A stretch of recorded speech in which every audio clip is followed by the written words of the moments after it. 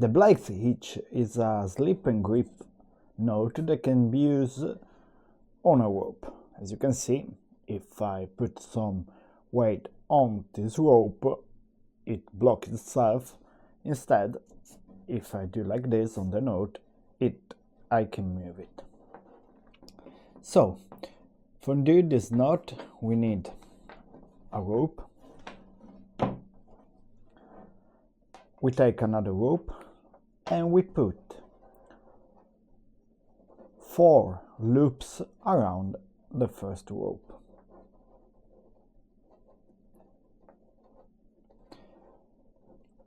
After that, you see that we have the standing part here and a running part here. What we are going to do now is, in this case, we put the running hand over the standing part, around the rope like this. We take 2 loops, the first 2 loops, and we put the running hand inside these 2 loops. And then we pull the running hand and the standing part. As you can see, the knot is done.